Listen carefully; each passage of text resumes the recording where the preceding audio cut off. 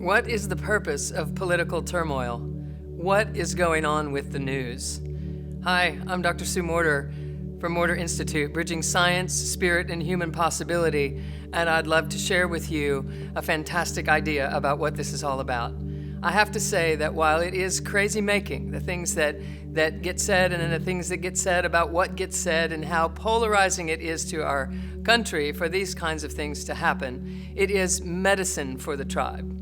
What we are up against right now is a maturing of our own spiritual awareness, our own wherewithal of grounding inside of what matters most, what has heart and meaning, what is authentic, and what is true. We have been stewarded into the era of awakening to our deepest truth, and everyone has to go through this maturing process. Every country has to go through this maturing process, and it's our turn. It's our time to do this. It's our time to find a way to love into every situation, to find a better way to define who we are than to fight about it. It's our time to embrace each other and to hear each other and to hear where the other is coming from without having to defend our own position. When you know something is true, you don't have to defend it. But you do have to stand for it, and you do have to speak into it. And so the purpose of political turmoil, or the purpose of domestic turmoil, or the purpose of friction at large in our world is this. It is through friction in the third dimension that we learn who we are. We come to awaken to our deepest truth through the friction that happens when high-frequency energy meets low-frequency energy. Friction occurs. How that translates is when spirit energy meets up with physical matter, friction occurs. And in that friction, inside the human experience, it looks like not getting along. It looks like not being able to speak the truth. It looks like a conflict, etc. All the while, we're trying to build the circuitry to know our deep truth, to know what matters most, to stay the course and represent that no matter what's happening in our external environment. In the Energy Codes coursework, I teach that we are here to learn to master our internal world regardless of our external circumstances. And so when our external circumstances go crazy, it's perfect fuel for the fire. It's perfect food for what we're attempting to do here. It's perfect food and essence for our purpose for being on earth itself.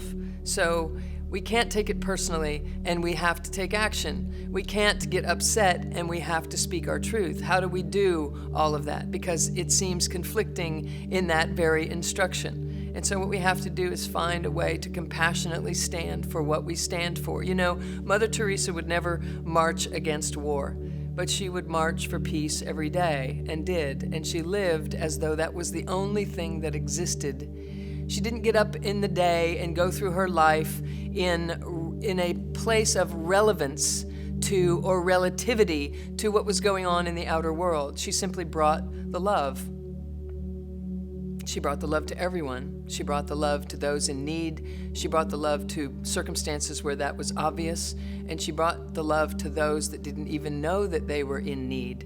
And so what we have to do is honor anyone and anything every time they or it steps into a state of causing a friction inside of you, a rise. If it gets a rumble inside of you, then it's medicine for you. It's medicine for you to celebrate who you know that you are and a truth that you know that you are in touch with, and to celebrate that, bringing it forward and demonstrating the world that you would like to see being lived. The life that you would like to live has to be lived regardless of your external circumstances. It is in that moment that you come to know a greater version of who you are than you were in touch with just a moment before.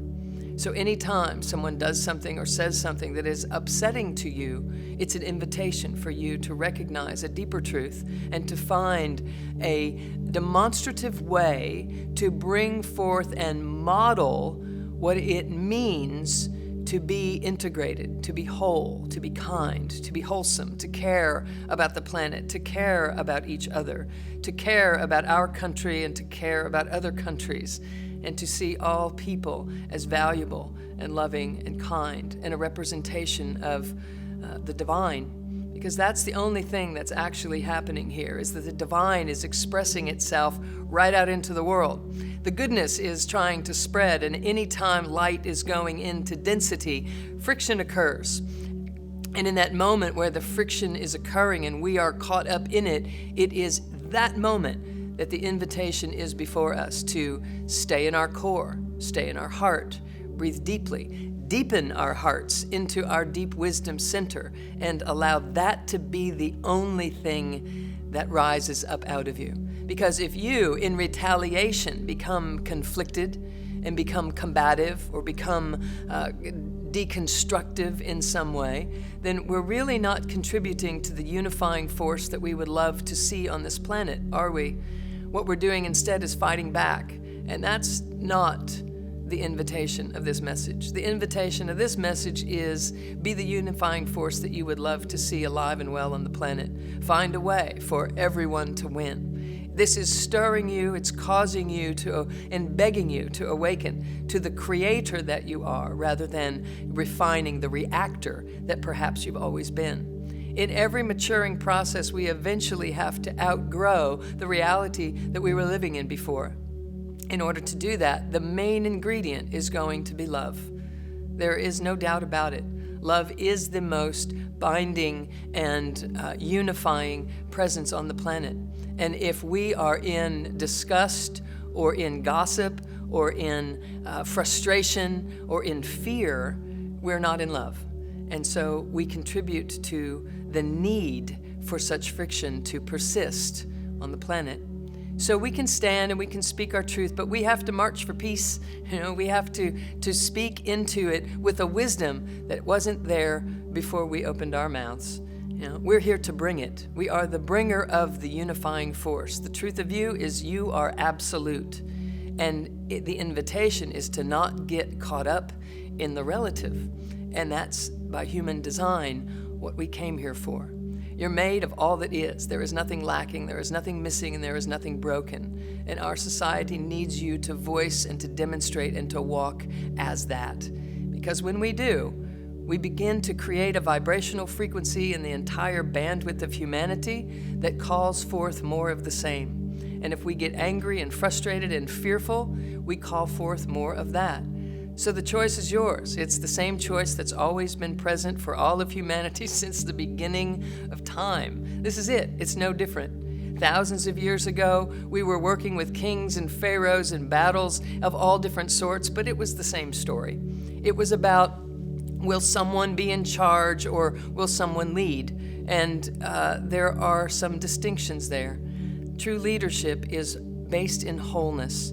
True leadership is, let me demonstrate for you how to live in love.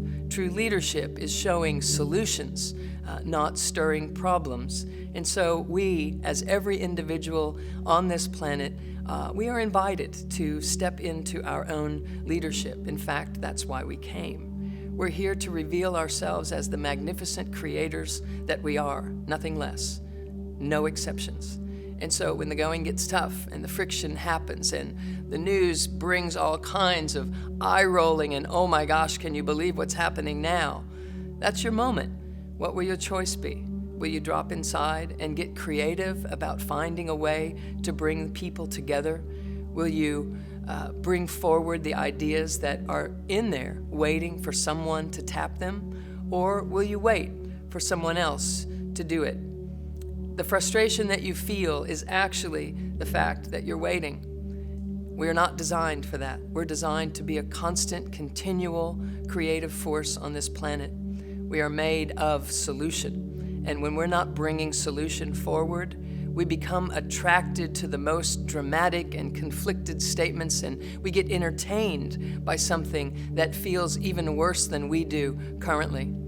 And the way to turn that around is to insist upon a beautiful feeling coming through you and out into the world. And the way to do that is to get in touch with it. And the way that I know for you to get in touch with it is to build the circuits for your own mind to begin to trace, track, and express the deep wisdom and truth that is rising up from you every moment. But if the mind is so busy and so distracted into the battle that it can't even find that wisdom, then we're not really making much of a difference on the planet, are we? Here's the invitation. Tap in, learn how to. Build the circuits to allow your mind to find your own true deep spirit and your own true heart of hearts and the deep cultivated wisdom that your ancestors and their ancestors and their ancestors spent their lives trying to cultivate. We are sitting on the shoulders of giants, and it's our duty to honor that and to bring forth the unifying presence that we are made of and that we came here to reveal. So, what's all this turmoil about? It's about waking you up. What's all this friction about? It's what you called forth so that you could have a bigger sense, a deeper sense of the truth of who you are. I hope you found this video helpful. If so, please subscribe to our YouTube channel or visit us at drsuemorter.com and sign up for the free membership and a free meditation. Thank you, and I look forward to connecting soon.